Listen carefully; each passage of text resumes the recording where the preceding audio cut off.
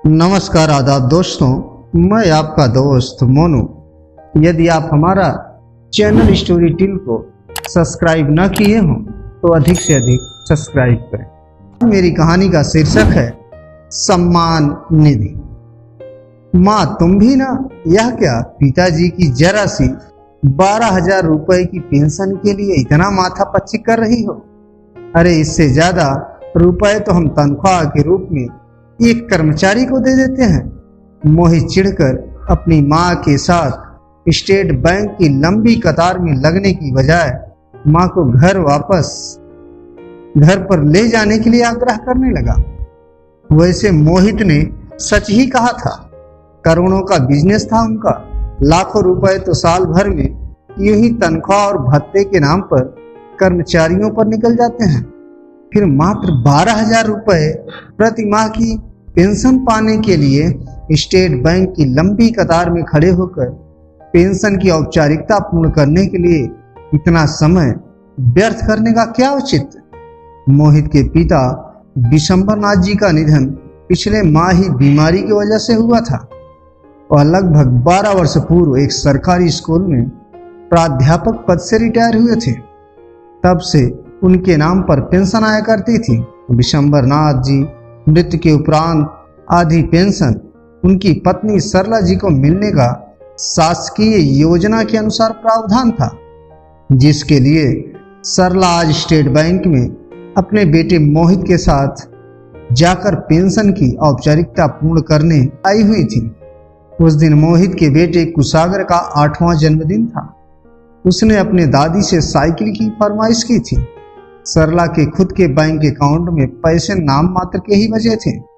उनकी पेंशन अभी शुरू नहीं हुई थी, इसलिए उन्होंने मोहित से 10,000 रुपए मांगे। मोहित अपने ऑफिस जाने की तैयारी में व्यस्त था। उसने अचानक मां के द्वारा 10,000 रुपए की मांग पर उसे थोड़ा अचरज से देखा। फिर अपनी पत्नी श्रेया को मां को 10,000 रुपए देने को कहकर चला गया। श्रेया ने 1-2 बार मांगने पर अपनी सास को 10,000 रुपए देते हुए कहा, पता नहीं आजकल बहुत मंदी चल रही है, थोड़ा हाथ संभाल कर खर्च करना। हालांकि शाम को जब सरला ने उन पैसों से कुशागर की साइकिल खरीदी तो घर का माहौल पूर्वत खुशनुमा हो गया था। अगले हफ्ते मोहित की बड़ी बहन उषा 2 दिन के लिए मायके आई थी। जब विशंबरनाथ जीवित थे तो सरला को कभी पैसे के लिए किसी से पूछना नहीं पड़ता। वह खुद ही अपनी पेंशन से एक रकम निकालकर सरला को दे देती थी। मगर आज बेटी की विदाई के लिए सरला को बहू से पैसे मांगते समय उसके शब्द पता नहीं आजकल बहुत मंदी चल रही है, थोड़ा हाथ संभाल कर खर्च करना याद आ गए। सरला बहुत दुखी मन से बेटी को बिना कुछ दिए ही विदा करने लगी। तब बहू ने खुद आकर सरला के हाथ में 2,000 रुपए पकड़ाकर कहा, बेटी को खाली हाथ मायके से विदा करेंगी क्या?